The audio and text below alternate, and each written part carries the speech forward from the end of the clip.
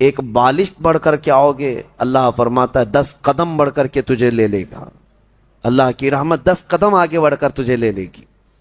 تم چل کر کے آؤ گے تو اس کی رحمت دوڑ کر کے لے لے گی، لیکن شرط ہے کہ تم بدلنا چاہو۔ تم نے اگر جس دن یہ ارادہ کر لیا، عزم کر لیا، اللہ کی طرف سے مزید دروازے کھولے جاتے ہیں۔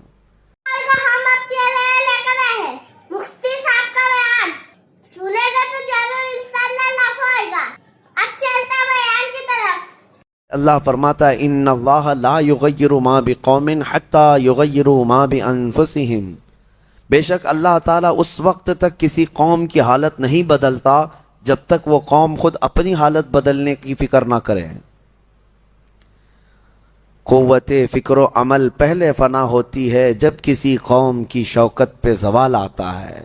سچ کہا ہے، سوچنے سمجھنے اور بدلنے کی طاقت جب ختم ہو جاتی ہے آدمی کی، تب وہ زوال پذیر ہوتا ہے، گرنے لگتا ہے۔ جس کو یہ فکر ہے کہ مجھے بدلنا ہے، اللہ تعالیٰ کی طرف سے اس کے لیے دروازے اور کھولے جاتے ہیں۔ کچھ لوگ یہ سوچتے ہیں یہاں بیٹھ کر کے میں متقی بن جاؤں، میں بیٹھ کر کے اللہ کا ولی بن جاؤں، میں کچھ کام نہ کروں اور مجھے ہر گناہ سے بچنے کی عادت ہو جانا چاہیے۔ ایسا کیسے ہوگا؟ تمہیں شوگر سے بھی بچنا ہے اور بی پی سے بھی بچنا ہے، لیکن روز 1 کلو شکر بھی کھاتے ہو، 1 کلو نمک بھی کھاتے ہو، کیسے ہوگا؟ تمہارا خود کا عمل، تمہاری کوشش جب تک نہ ہوگی، اللہ تعالیٰ فرماتا ہے ہم نہیں بدلیں گے ان کی حالتوں کو۔ اور جب تم بدلنا چاہو گے تو اللہ کیسے بدلتا ہے پتہ ہے؟ اللہ اکبر، حدیث قدسی ہے، اگر تم ایک بالش بڑھ کر کے آؤ گے، اللہ فرماتا ہے 10 قدم بڑھ کر کے تجھے لے لے گا۔ اللہ کی رحمت 10 قدم آگے بڑھ کر تجھے لے لے گی۔ تم چل کر کے آؤ گے تو اس کی رحمت دوڑ کر کے لے لے گی، لیکن شرط ہے کہ تم بدلنا چاہو۔ تم نے اگر جس دن یہ ارادہ کر لیا، عزم کر لیا، اللہ کی طرف سے مزید دروازے کھولے جاتے ہیں۔ لوگ یہ کہتے ہیں نا توبہ کرنے کے بعد بھی پھر وہی ہوتا ہے، چھوٹتا نہیں۔ مسئلہ توبہ کا یہ نہیں ہے کہ گال پہ تھپڑ مار لینا، توبہ کا یہ ہے عزم کرنا، پکا ارادہ کرنا، اور اللہ سے یوں عرض کرنا کہ تیرا وعدہ ہے کہ جو بدلنا چاہے، جو بڑھنا چاہے تو اسے بدل دے گا۔ میں بدلنے کے لیے آگے بڑھ رہا ہوں مولا، اب تو رحمتیں بھیج۔ پھر دیکھو کیسے نہیں بدلتے۔ اللہ تمہیں توبہ پر دوام عطا کرے گا، پھر کبھی بھی قدم پھسلے گا اللہ تمہارے لیے مدد نازل فرمائے گا۔ زندگی ہے، آخری سانس تک کچھ نہ کچھ خطائیں ہوتی رہتی ہیں، قدم جب بھی پھسلے گا لیکن مولا تمہیں توبہ کی توفیق ضرور عطا کرے گا۔ اسی لیے کوشش پہلے خود کے بڑھنے کی ہو، خود کے بدلنے کی ہو۔ ایک بات یاد رکھیں، ہمارے معاشرے میں اچانک کوئی ہوا نہیں آئے گی جو سب کو پرہیزگار بنا کے چلی جائے گی۔ ہمارے محلے میں کبھی ایسی بارش نہیں ہو جائے گی کہ اس بارش میں جتنے بھیگ جائیں گے سب اللہ کے ولی بن جائیں گے، نہیں، پرٹیکولر ہر ایک کو بدلنے کی کوشش کرنی ہوگی، تبھی انقلاب آتا ہے۔ ایک ایک آدمی بدلنے کی سوچے اور پھر دیکھے انقلاب آتا ہے۔ ریولیوشن یوں ہی آتا ہے، لوگوں کی چینجنگ سے آتا ہے۔ میں آپ کو بتاؤں، بدلنا چاہے تو اللہ تعالیٰ کیسے بدلتا ہے۔ آپ نے سنا ہے بشر حافی کے متعلق، بغداد میں شراب کا کام کرتے تھے، شراب کا کاروبار تھا۔ ایک بار انہوں نے ایک تحریر جس میں بسم اللہ لکھی ہوئی تھی، وہ زمین پر کیچڑ میں گری ہوئی تحریر کو اٹھا کر چوم لیا اور گھر پہ لا کر اوپر رکھ دیا۔ اللہ کو یہ ادا پسند آئی، اور اس کے بعد اس زمانے میں موجود ایک بزرگ کے خواب میں میرے آقا صلی اللہ علیہ وسلم تشریف لائے اور کہا جاؤ بشر کو اللہ کا سلام پہنچاؤ، جبکہ وہ شراب کا اڈا چلاتے تھے۔ تو اس بزرگ نے یہ سوچا کہ میرا یہ وہم ہوگا، 3 دن مسلسل خواب دیکھا، اس کے بعد آ کر کے بشر سے کہا اے بشر مجھے نہیں معلوم، لیکن مسلسل 3 راتوں سے میں خواب میں رسول اللہ کو دیکھ رہا ہوں، اللہ کی طرف سے تجھے سلام پہنچانے کا حکم فرما رہے تھے۔ تو مسلمان لیکن بھٹکے ہوئے، راستہ چینج تھا۔ اسی وقت اپنے شراب خانے سے باہر نکلے، چیخ مار کر کی یوں عرض کرنے لگے مولا تو یقیناً رحیم و کریم ہے، ستار ہے، ایک بسم اللہ کے ٹکڑے کی میں نے عظمت کی اور تو رب العالمین مجھے سلام بھیجتا ہے۔ لیکن اتنا ہی نہیں کہ ایک سلام آیا اور پھر اس کے بعد اپنا دھندا چلتا رہا. بشر حافی نے عزم کر لیا تھا, ارادہ کر لیا تھا کہ پلٹ کر کے میں اپنے اڈے کو دیکھوں گا نہیں. وہاں سے جو نکلے ننگے پیر نکلے اور زندگی بھر ننگے پیر ہی چلتے رہے, پھر چپل پہنے ہی نہیں, کیونکہ چپل چھوڑ کر کے باہر آئے تھے اس بزرگ سے ملنے کے لیے, اسی حالت میں نکل آئے. تو جب کسی کا پکا ارادہ ہوتا ہے تو اب اللہ تعالیٰ نے ان کے لیے ایسے دروازے کھولے, اللہ اکبر, وہ بغداد کے قطبوں میں شمار ہوئے ہیں. قطب الاقطاب تھے, اللہ کے ولیوں میں تھے. اور حد تو یہ ہے کہ ایک بزرگ نے دیکھا بغداد میں ایک کتے نے راستے پر پیشاب کیا ہے, پخانہ کیا شہر کے راستے پہ. اس بزرگ نے فرمایا جاؤ دیکھو آج بشر حافی کا انتقال ہو گیا ہوگا. تو لوگ جا کر کے معلوم کیے تو صحیح میں اسی دن حضرت بشر حافی کا انتقال ہوا تھا. اس بزرگ سے پوچھا گیا آپ کو کیسے خبر ہوئی؟ کہا کہ جب تک بشر حافی زندہ تھے پورے بغداد کے کسی راستے پر کوئی جانور پیشاب و پخانہ نہیں کرتا تھا, اس لیے کہ وہ ننگے پیر چلا کرتے تھے. اللہ نے ہر راستے کو ان کے لیے پاک کر رکھا تھا. یہ ہے رحمت الہی. جب بدلنا چاہے بندہ, مولا اس کے پیروں کو بھی چلنے کے لیے پاک راستے عطا کرتا ہے. میرے عزیزو, اسی لیے اعلیٰ حضرت نے ترجمہ بھی کیا کیا, اہدنا الصراط المستقیم کا. کیا اللہ تو سیدھا راستہ دکھا نہیں, چلا, کیونکہ اب میں چلنے کی کوشش کر رہا ہوں, میں آ گیا ہوں, نماز میں آیا ہوں, یہ سیدھا راستہ ہی تو ہے, لیکن اب آگے اے مولا تو چلا. جس کی بھی یہ دعا قبول ہوئی مولا کریم اس کو آخری سانس تک ہدایت پر رکھے گا, چلائے گا. لیکن میرے عزیزو بنیاد یہی ہے, قرآن کی یہ آیت ہمیں بتاتی ہے تمہاری طرف سے شروعات ہو, پھر اللہ کریم کی طرف سے رحمتیں کھل جائیں گی. گھر میں بیٹھ کر کے صرف لوگ جو آسان نسخے چاہتے ہیں, آسان نسخے چاہتے ہیں, واٹس ایپ میں دیکھو ابھی وظیفے بھرے ہوئے ہوں گے ہر جگہ سے. انسٹا میں, واٹس ایپ میں اتنے وظیفے آتے ہیں جو اللہ کے ولی بنا دیں گے 2 گھنٹے کے اندر. یہ پڑھنے سے وہ ہو جائے گا, وہ پڑھنے سے یہ ہو جائے گا. دوسروں کا مال کھاتے رہو اور وظیفے کرتے رہو, لوگوں کو ٹوپی ڈالتے رہو اور یہاں 100 وظیفے پڑھتے رہو. ان وظیفوں کا اثر نہیں ہوگا, تمہارے اندر سے تبدیلی ہو. حرام کھا کر کے تم 1000 بار بھی پڑھتے رہو تو تمہاری زبان سے کوئی جملہ آسمان تک نہیں جائے گا. تمہیں ان تمام چیزوں کو چھوڑ کر کے پھر دیکھو, آپ کو پتہ ہے محبوب الہی رحمۃ اللہ علیہ کے پاس ایک شخص آیا, کہا میری بیٹی کی شادی ہونی ہے, کچھ دے دیجئے. انہوں نے کہا جا باہر کچھ ڈھیلے پڑے ہوں تو لے آؤ. وہ 3 ڈھیلے لے آیا, آپ نے کچھ پڑھ کر کے دم کیا, لے جا اس کو. اس نے دیکھا ڈھیلے دیے, لیکن باہر آ کر دیکھا تو وہ سونے کے تھے. اس کو لے جا کر کے اس نے اپنی بیٹیوں کی شادی کی. کافی قیمت والے تھے اس وقت سونے کے ڈھیلے, لیکن محبوب الہی نے 3 بار قل هو اللہ احد ہی پڑھا تھا, بس صرف 3 بار قل هو اللہ احد کا سورہ پڑھ کر کے دم کر کے دے دیا تھا, لے گا جاؤ. اب اس نے بیٹیوں کی شادی تو کی, لیکن نسخہ تو ہاتھ میں آ گیا تھا نا. گھر میں بہت سارے ڈھیلے جمع کر لیا, بہت سارے پتھر اور اینٹ بھی لا کر کے بیٹھا اور رات میں قل هو اللہ احد پڑھنے لگ گیا. 3 بار تو چھوڑو, 100 بار ہو گئے. آنکھ کھول کھول کر کے دیکھتا تھا وہ ڈھیلا ڈھیلا ہی تھا, بدلتا ہی نہیں تھا. 1000 بار ہو گیا سورہ اخلاص, 1000 بار کے بعد بھی وہ ڈھیلے ویسی رہے. وہ دوسرے دن اٹھ کر کے آیا, سوچا کہ پتہ نہیں اور کیا پڑھے تھے. پوچھا محبوب الہی سے کہ آپ کیا پڑھ کر کے مجھے دیے تھے؟ کہا 3 بار قل هو اللہ احد کا سورہ پڑھ کے دیا تھا. کہا میں 1000 بار پڑھا, ابھی بھی ڈھیلا ہی ہے. تب آپ نے فرمایا تھا تیری زبان اور ہے, میری زبان اور ہے. اللہ کریم اس کے ان بندوں کی ہر بات کی لاج رکھتا ہے جو اس کے لیے بدل جاتے ہیں, اس کے لیے چھوڑ دیتے ہیں ہر چیزیں. یقیناً آج آپ کے لیے بھی بہت ساری ہیں دعائیں, آپ کی مستجاب ہوں گی, اللہ آپ کی زبان میں اثر عطا کرے گا. اس کے لیے کچھ چیزیں چھوڑنے کی کوشش کرو, اس کے لیے کچھ نہیں بلکہ بہت ساری چیزیں چھوڑنا ہے. حرام چھوڑنا, میں آپ کو بتاؤں, یہ تو مسلمان کے لیے فرض ہے. بعض لوگ یہ کہتے ہیں میں شراب نہیں پیتا, پرہیزگار آدمی ہے. چوری نہیں کرتا, پرہیزگار آدمی ہے. جوا نہیں کھیلتا, پرہیزگار آدمی ہے. نہیں, शराब नहीं पीता, जुआ नहीं खेलता, चोरी नहीं करता, परहेजगार नहीं, मुसलमान है बस, मुसलमान है बस। शक की चीजों से भी बचता है तब परहेजगार है, हराम चीजों से बचता है तो मुसलमान है। मुसलमान के लिए इतना तो करना ही है।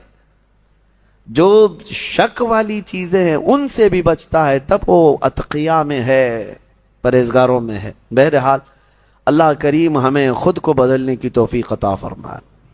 आज पूरी उम्मत के लिए ये चीज़ है, पूरी उम्मत के लिए। काश हमारा ये पैगाम हर नौजवान तक पहुँचे जो शब कद्र में और जुमा की भीड़ में और न जाने कितनी रातों अल्लाह की बारगाह में दुआ करते रहते हैं, ऐ अल्लाह उम्मत पर रहम फरमा दे। ठीक है, दुआ होनी चाहिए, लेकिन क्या सिर्फ और सिर्फ हम दुआ करते रहें और अपने आप को कभी ना बदलें, कभी ना बदलें? जितने लोग इस भीड़ की दुआ में शामिल होते हैं तो फिर वो अपने आप को तब्दील क्यों नहीं करते? अल्लाह की बारगाह में मांग कर तो जाते हैं भीख, फजर में ना नमाजों में उनका कोई शुमार है, न फिर रमज़ान के एहतराम में उनका कोई हिस्सा है। खैर, आयतें उतरी और फिर अल्लाह ने बता दिया अपने महबूब को रूह क्या चीज़ है, असहाब कहफ कौन थे, जुल्करनैन कौन है। ये तीनों के जवाबात जो यहूदी पूछ करके प्रोपेगेंडा फैला रहे थे कि रसूल को नहीं पता है, अल्लाह ने कुरान में ये तीनों के जवाबात उतारे। रूह अल्लाह का एक हुक्म है, अल्लाह का नूर है। और असहाब कहफ अल्लाह ने फरमाया, कुछ लोग कहते हैं 5 थे, 6 थे, और कुछ कहते हैं 7 थे, 8वां उनका कुत्ता है। ऐ महबूब आप फरमा दें उनकी सही तादाद अल्लाह ही को मालूम है। 7 लोग थे नौजवान। और जुल्करनैन उनके बारे में फिर मैं बताऊंगा। असहाब कहफ के बारे में मुख्तसर सी बात बता देता हूँ। एक बादशाह था दकियानूस, वो बादशाह मुर्तद इस तरह कि वो आखिरत का भी इनकार कर रहा था और वो अपना एक अलग धर्म चला रहा था। ईसा अलैहिस्सलाम का दीन पुराना हो गया, यानी ईसा अलैहिस्सलाम के दीन में ही ये चीज़ें हो रही थी। तो वो उस ज़माने में सब लोग बुत परस्ती में और खुदा के इनकार में मुब्तला थे। तो 6-7 लोग ऐसे थे जो बादशाह के सिपाहियों में थे या वजीरों में थे या अलग अलग थे। ये लोग पोशीदा तौर पर अल्लाह ही की ज़ात पर यकीन रखते थे, ईमान रखते थे, लेकिन ये जाहिर नहीं कर रहे थे कि उनके बादशाह मार डालेगा। लेकिन कब तक इस तरह छुप करके रहें? तो ये 7 लोग या 8 लोग, जितनी इनकी तादाद थी, एक जगह ये लोग मिल लिया और कहा कि हम ये शहर छोड़कर बादशाह की सल्तनत से दूर चले जाते हैं ताकि हमें हमारे दीन पर आसानी से अमल का मौका मिले। वो सब बादशाह को छोड़ करके अचानक एक दिन रात को तय करके निकले। रास्ते में एक कुत्ता उनके साथ हो गया। उन्होंने कुत्ते को कहा कि ये कुत्ता कहीं भौंकेगा तो हमको पकड़वा देगा, इसको छोड़ दो। तो कुत्ते ने फसीह जुबान में कहना शुरू किया कि मैं भौंक कर पकड़वाने के लिए नहीं बल्कि मैं तुम्हारी हिफाजत के लिए साथ चल रहा हूँ। अल्लाह ने उससे जुबान दी, ये वाकया मौजूद है। जब वो लोग निकले, बहुत दूर, आबादी से बहुत दूर निकले और एक गार में जा कर के उन्होंने आराम की गरज से पनाह ली, जा गए और सोए। अब रब ताला फरमाते फदरबना अला आज़ानिहिम फिल कहफि सिनीना अददा, हमने उन पर एक लंबे सालों तक नींद तारी कर दी। वो सोए तो सोते रह गए। अब हुआ ये कि बादशाह को दूसरे दिन किसी ने शिकायत की कि 7 लोग आपके वजीरों में से, सिपाहियों में से ऐसे हैं जो आपके दीन पर नहीं, वो अल्लाह पर ईमान रखते हैं और वो शहर छोड़कर चले गए। बादशाह ने उनकी तलाश जारी करवाई, कहाँ है ढूंढो। जब तलाश जारी हुई तो एक चरवाहे ने बताया कि एक जगह से मैं इनको गुजरते हुए देखा, इस गार में गए। बादशाह अपने सिपाहियों को हुक्म दिया कि जाओ उस गार में देखो। देखा तो कुछ लोग सोए हुए थे। बादशाह ने कहा इनकी सज़ा ये है कि इनके गार के मुंह पर दीवार बना दो, इनकी कब्र यही हो जाए, ये बाहर यहाँ से ना निकल सके। उस गार के मुंह को दीवार चढ़ाकर बंद कर दिया गया। ये सज़ा थी बादशाह की तरफ से कि वो मेरे दीन से निकले हुए लोग हैं। खैर, सारे लोग चले गए तो एक चरवाहे ने वहाँ पर जो मौजूद था उसने उनकी पूरी तारीख, उनके नाम लिख दिए, ये कौन लोग थे, यहाँ क्यों आए थे और इनके ऊपर क्या सज़ा हुई। बात हो गई। ये दकियानूस बादशाह का जुल्म था, वो लोग चले गए। अब ये लोग सोते रहे। कुरान में है 309 साल तक सोते रहे।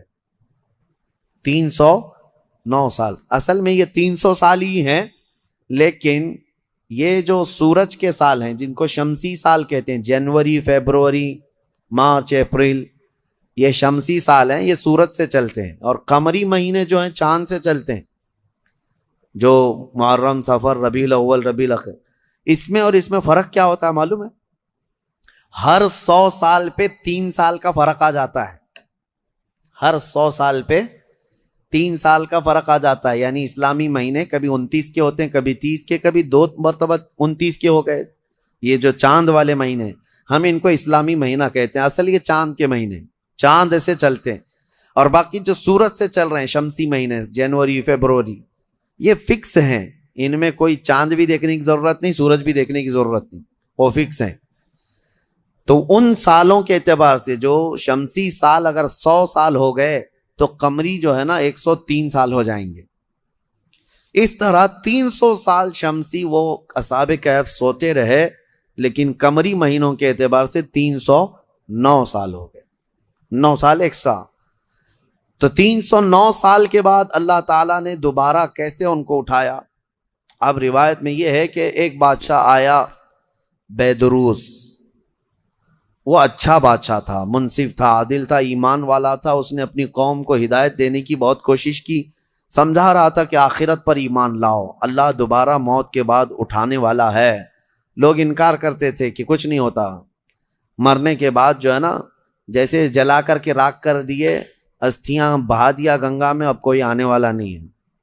یہی عقیدہ تھا اس وقت بھی تھا کہ کوئی دوبارہ اٹھائے نہیں جائے. عجیب بات ہے، جلا کر راکھ کر کے دریا میں بہاتے ہیں اور کہتے ہیں کہ حساب کتاب کچھ نہیں ہوگا، لیکن پورن جنم کا عقیدہ رکھتے ہیں. نہیں، دوسرے جنم میں چوہا بلی ہو کے پیدا ہو سکتا ہے، کتا بھی بن کے پیدا ہو سکتا ہے.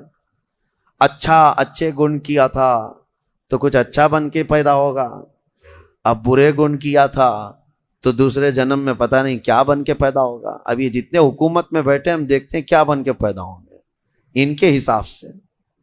ہمارا عقیدہ تو نہیں ہے. ہمارے ہاں ایک بار موت کے بعد دوبارہ قیامت کے دن ہی اٹھایا جائے گا، قیامت کے دن ہی دوبارہ اٹھایا جائے.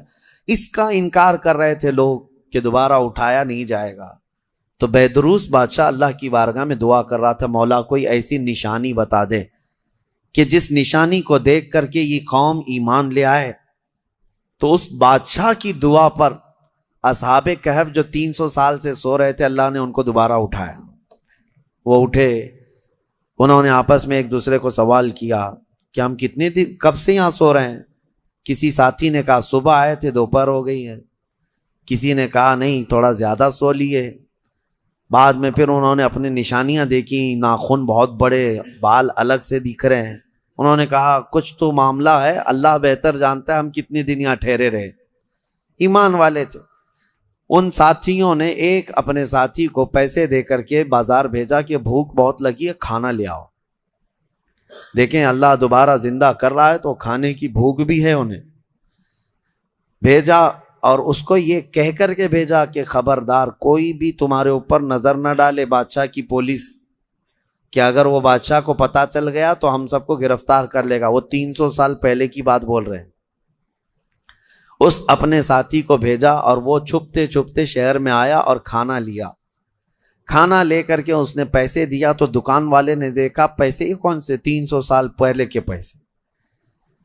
ظاہر سی بات ہے حکومتیں بدلتی ہیں، سکے بدل جاتے ہیں. اس کی تو سب سے بہترین مثال ہمارے زمانے میں دیکھ لیا. آپ لوگوں کو تو یہ سب سمجھانے کی ضرورت نہیں، پرانی 500 کی نوٹ کہاں ہیں، 1000 کی نوٹ کہاں ہیں. حکومتیں جب چاہیں ڈی مونیٹائزیشن کرتی رہتی ہیں. بہرحال تو وہ سکے جو ہے دیکھ کر کے دکان والے نے پوچھا اچھا وہ چاندی اور سونے کے ہوا کرتے تھے. پوچھا کہ یہ تمہارے ہاتھ کہاں سے آئے؟ کہا یہ میرے اپنے پیسے ہیں. دکان والا امانت دار تھا، اس نے دکان میں کھڑا کیا اور جا کے پولیس کو خبر کر دیا. پولیس کو خبر کر دیا اور کہا کہ میرے پاس ایک ایسا آدمی آیا ہے، لگتا ہے اس کے ہاتھ میں کوئی پرانا خزانہ ہاتھ میں آیا ہے، لہذا اسی لیے میں آ کر کے تم کو خبر دے رہا ہوں. اس زمانے کا کوئی بہترین ٹپر ہوگا. وہ جا کر کے پولیس کو پہلے سے ٹپ دے دیا. ہیں بہت سارے لوگ. اور مجھے تو افسوس اس بات کا ہوتا ہے کہ ہم پر یہ بلیم بھی کرتے ہیں کچھ بڑے لوگ کہ آپ کے محلے ٹپروں سے بھرے ہوئے ہیں. یعنی پولیس کو کہ مخبر جاسوس مسلمان محلوں میں بہت بھرے ہوئے ہیں، یہ سب دوسرے لوگ ہم سے کہتے بھی ہیں، خاص کئی لوگ اسی کام میں صبح و شام کر رہے ہیں۔ اب تو لوگوں کو شرم بھی نہیں آتی، فخر سے کالر چوڑا کر کے بولتے ہیں، ہاں ٹپ دیتے ہیں، جاسوسی کرتے ہیں، کس کی؟ مسلمانوں کی۔ اللہ انہیں ہدایت عطا فرمائے۔ تو وہ بیچارہ دکان والا پولیس کو جو جا کر کے خبر کر دیا، پولیس پوری آ گئی بادشاہ کی، لیکن کون سے؟ اب کے بادشاہ کی، بیدروس کی۔ یہ اصحاب کہف میں سے جو لے کے کھانا لینے آئے تھے ان کو پکڑ لیا، کہا کہ تمہارے پاس یہ پیسے کہاں سے آئے؟ کہا یہ میرے اپنے پیسے ہیں، میرے اور بھی ساتھی وہاں انتظار کر رہے ہیں۔ بادشاہ کے سامنے لے کر کے حاضری پیشی کر دی پولیس نے۔ بادشاہ نے پوچھا یہ کیا ہے، کہاں سے آئے ہو؟ انہوں نے اپنا واقعہ بتایا، اس کرسی پر آپ تو نہیں، کوئی اور تھا، یہاں ہم جب گئے تھے کوئی اور تھا، اب آپ آئے ہمیں معلوم نہیں ہے، ہم یہاں سے اپنا ایمان بچا کر گئے تھے، ہم سوئے غار میں اور بھوک لگی تو کھانے کے لیے آئے۔ بیدروس کو معلوم تھا کہ ایک دقیانوس بادشاہ کے ظلم سے کچھ لوگ شہر چھوڑ کر گئے تھے اور ان کے غار پر دیوار بنا کر ان کی قبر بنا دی گئی تھی۔ جیسے ہی بیدروس کو یہ پتا چلا کہ ان میں سے کوئی آیا ہے، کرسی چھوڑ کر اٹھا اور کہا لے چلو مجھے تمہارے ساتھیوں کے پاس۔ بادشاہ اپنی فوج کے ساتھ نکل پڑا اس غار کے پاس جہاں یہ لوگ سوئے تھے۔ اب غار میں موجود دوسرے ساتھیوں نے دیکھا تو کہنے پکڑا گیا ہمارا ساتھی، دیکھو پوری پولیس کے ساتھ آ رہا ہے۔ لیکن جب بادشاہ آیا دیکھا ان اصحاب کہف کو، دیوار پر ان کی پوری تاریخ بھی موجود ہے اور یہ زندہ سلامت بیٹھے ہوئے ہیں۔ سارے بادشاہ کے ساتھ پوری قوم جتنی تھی سب کے سب اللہ کی بارگاہ میں سجدے میں گر گئے کہ ہم ایمان لاتے ہیں مولا تو قادر مطلق ہے۔ 300 سال کی نیند کے بعد کسی بھی انسان کو جب اٹھا سکتا ہے تو مرے ہوئے راکھ میں گئے ہوئے انسان کو بھی اٹھانے پر اللہ تو قدرت رکھتا ہے۔ بے شک مولا میرا قادر ہے، اور اسی لیے رب تعالیٰ نے قرآن میں فرمایا منہا خلقناکم وفیہا نعیدکم ومنہا نخرجکم تارۃ اخری۔ پتہ ہے یہ ہم دعا کہاں پڑھتے ہیں؟ ولیمے میں، کھانا کھانے کے وقت، قبرستان میں مٹی دینے کے وقت۔ ہاں کیوں پڑھتے ہیں؟ اس کا مطلب یہ ہے اللہ فرماتا ہے ہم نے اسی سے تمہیں پیدا کیا، مٹی سے، اسی سے ہم نے تمہیں پیدا کیا اور اسی میں ہم تم کو لے جائیں گے اور اسی سے ہم تم کو دوبارہ اٹھائیں گے۔ مٹی دینے کے وقت ہر ایک کو یہ احساس ہونا چاہیے میں اسی سے پیدا ہوا ہوں، اسی میں جاؤں گا اور اسی سے پھر اٹھایا جاؤں گا۔ تو سارے سجدہ ریز ہوئے، ایمان لائے، اور پھر اصحاب کہف واپس اپنے غار میں گئے، پھر سو گئے، اور پھر ان کو لمبی نیند آئی، اور ایسی نیند آئی کہ آج تک سو رہے ہیں۔ حدیث پاک میں وہ ابھی بھی سو رہے ہیں۔ قیامت کے قریب اللہ ان پر صرف موت طاری کرے گا، ورنہ ابھی تک وہ سو رہے ہیں، اور ہر عاشورہ محرم کی 10ویں تاریخ کو وہ کروٹ بھی بدلتے ہیں۔ اصحاب کہف آج بھی سو رہے ہیں اپنے غار میں، اور قرآن میں اللہ نے فرمایا ان کے غار کو اللہ نے ایسا رکھا ہے کہ سورج بھی ان کے غار کے اوپر سے نہیں جاتا، سورج کی تیز روشنیاں ان کے اوپر نہیں آتی، وہ غار اوپر سے چھپا ہوا نہیں ہے، وہ کھلے میدان میں سوئے ہیں۔ سورج جب ان کے غار کے اوپر سے جاتا ہے تو دائیں ہو جاتا ہے یا بائیں ہو جاتا ہے، موسموں کے حساب سے سیدھے ان کے اوپر سے نہیں جاتا، موسموں کے تھپیڑوں سے اور سختیوں سے بھی اللہ نے ان کو محفوظ رکھا ہے۔ اور قرآن میں اللہ فرماتا ہے کہ تم اگر دیکھو گے وَتَحْسَبُهُمْ أَيْقَاظًا وَهُمْ رُقُودٌ وَنُقَلِّبُهُمْ ذَاتَ الْيَمِينِ وَذَاتَ الشِّمَالِ وَكَلْبُهُمْ بَاسِطٌ ذِرَاعَيْهِ بِالْوَسِيدِ۔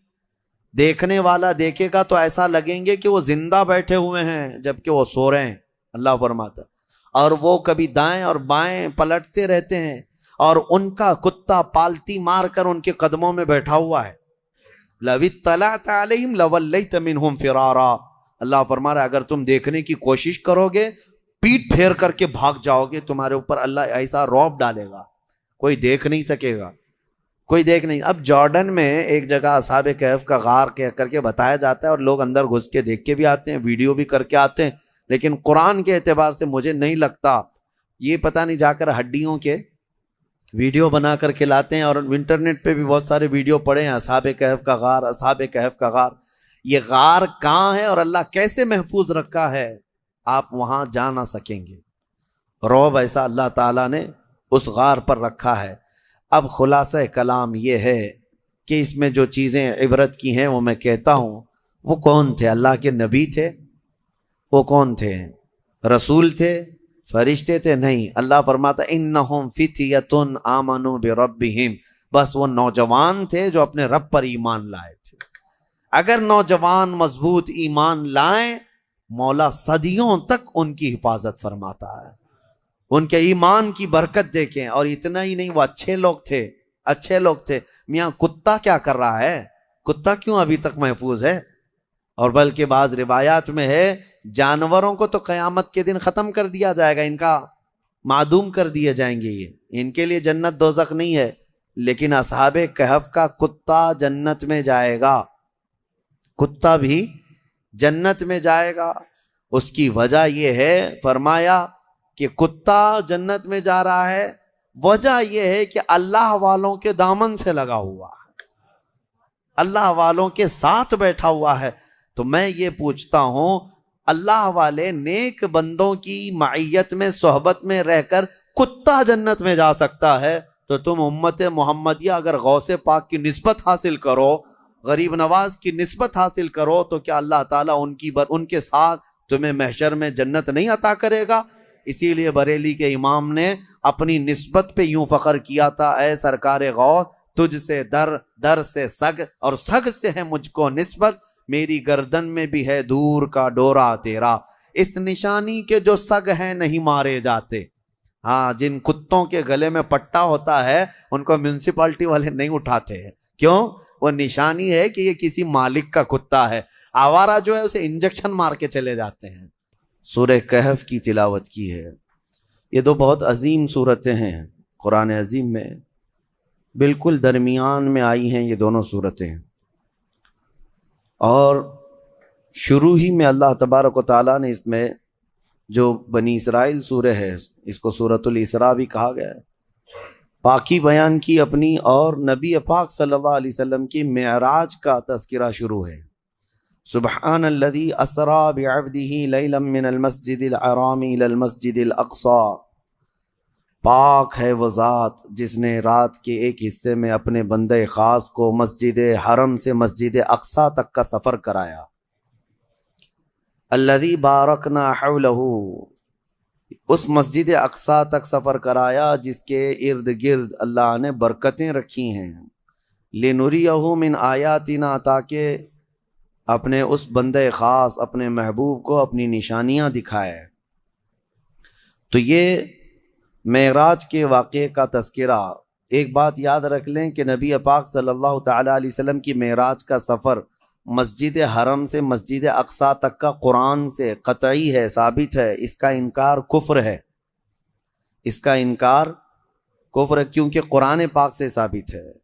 باقی معراج کا جو تفصیلی واقعہ ہے مسجد اقصی سے لے کر آسمانوں کا سفر اور پھر تفصیل، یہ احادیث پاک سے ثابت ہے۔ نبی پاک صلی اللہ علیہ وسلم کی کئی طویل حدیثیں ہیں جس میں پورا تذکرہ موجود ہے، لیکن شروعات کا اتنا حصہ قرآن پاک میں موجود ہے۔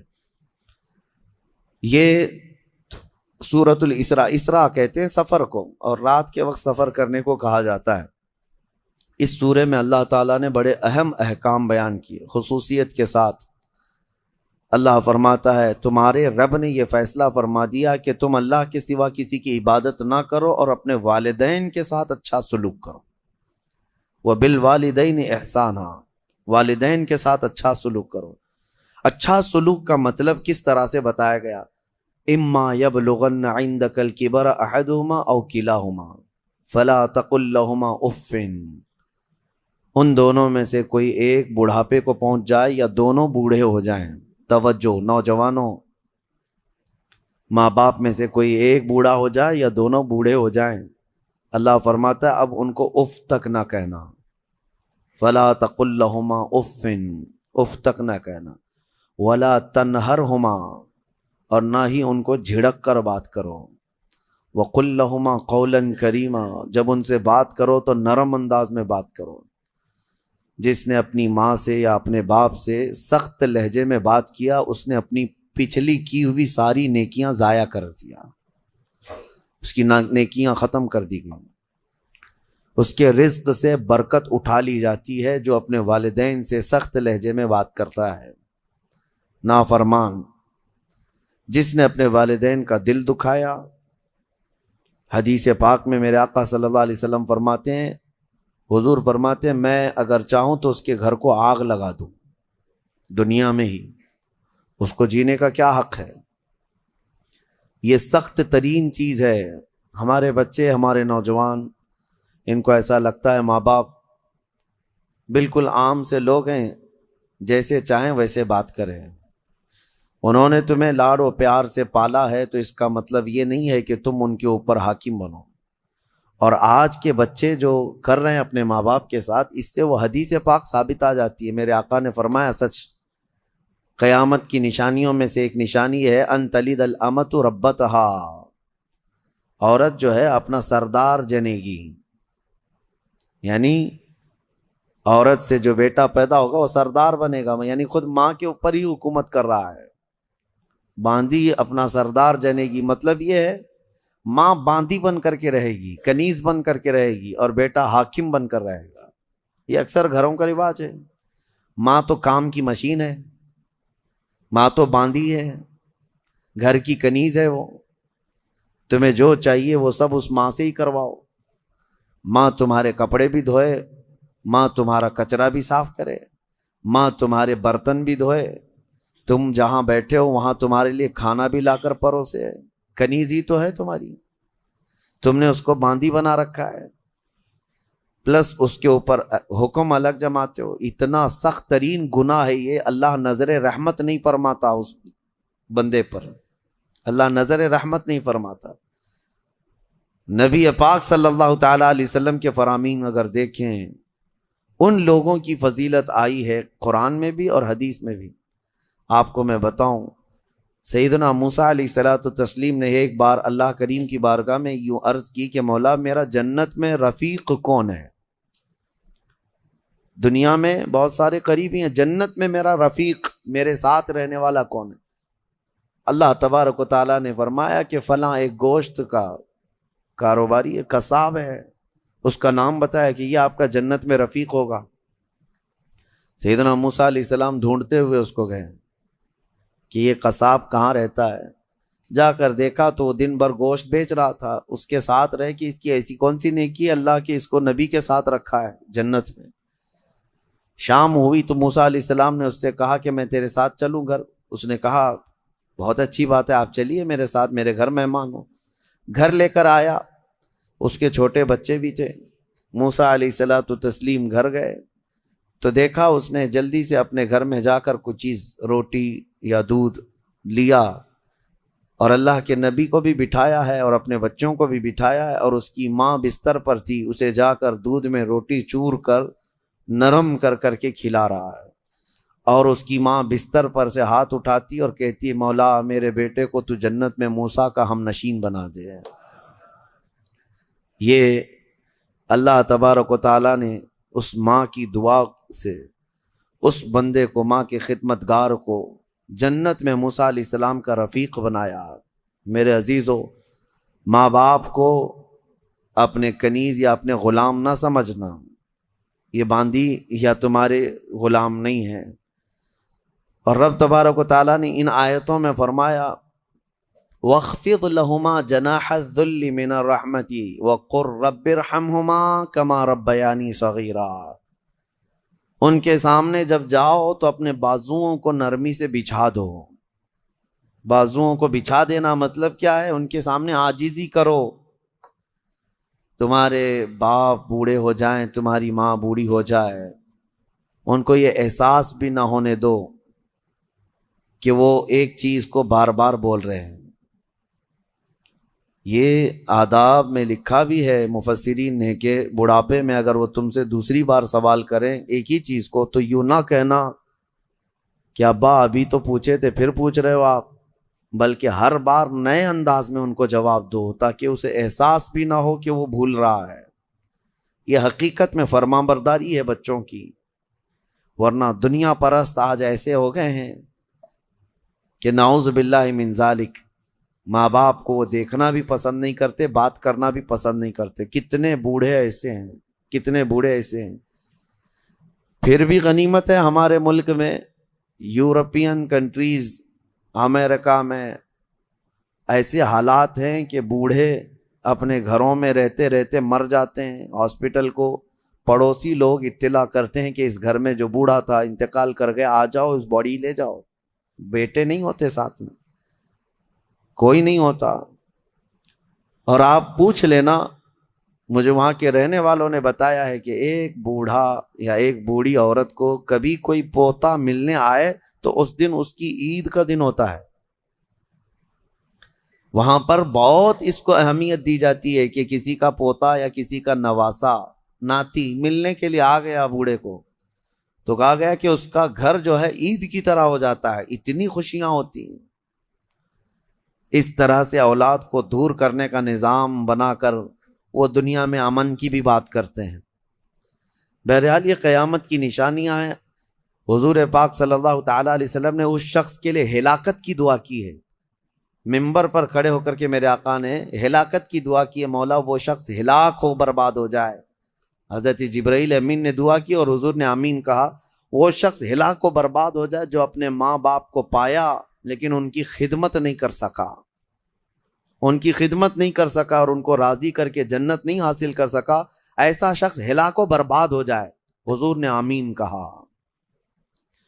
اس بات کو سمجھو، کتنی مائیں ہیں جو ہمارے پاس اپنے بچوں کے متعلق کہتی ہیں، کتنے باپ ایسے ہیں جو اپنے بچوں کے متعلق ہمارے پاس کہتے ہیں، اور کتنے تو ایسے ہیں جو یہ کہتے ہیں کاش میری اولاد نہ ہی ہوتی تو میں سکون سے ہوتا۔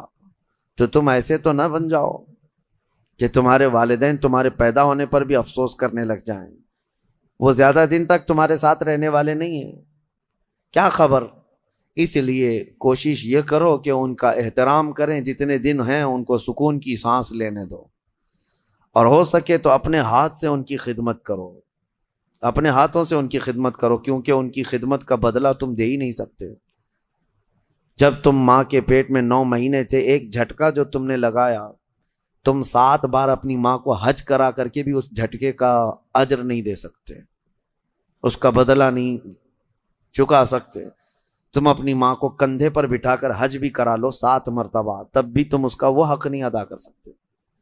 بہت بڑا عظیم حق ہے، اور کتنے ہلکے میں دھڑلے سے نوجوان اپنی ماؤں کو گالیاں تک دیتے ہیں، نعوذ باللہ۔ اور فرمایا گیا کہ جب ماں باپ، ایک نشانی میں آپ کو بتا دوں آپ کی زندگی کی، سب کو بتا دیتا ہوں، اپنی اپنی زندگی میں اس کو جانچ لینا۔ ابھی کل ہی کی بات ہے، میرے سامنے ایک بات آئی تھی، تجربے کی ہے اس لیے میں آپ کے سامنے کہہ رہا ہوں۔ اللہ ایسا ہرگز نہ ہونے دے ہمارے گھر میں، جس دن ماں اور باپ بیٹے سے بات کرنے میں ڈرنے لگ جائیں کہ پتہ نہیں بیٹا ناراض نہ ہو جائے، فرمایا گیا اس دن اس کے رزق کے دروازے بند ہو چکے ہوں گے، اس کی برکت کے دروازے ختم ہو چکے ہیں۔ ماں باپ جب بچے سے ڈرنے لگ جائیں کہ کچھ کہوں گا تو بیٹا روٹھ نہ جائے، الٹا جواب دے دے گا، رس کر کے روٹ کر کے گھر چھوڑ کر بھاگ جائے گا، یہ سب حالات سے جب ماں باپ تم سے بات کرنے میں ڈرنے لگ جائیں، ڈانٹنا تو وہ بہت پہلے ہی چھوڑ چکے ہیں، اب بات کرنے میں بھی ڈرنے لگ جاتے ہیں جب بچہ جوان ہوتا ہے۔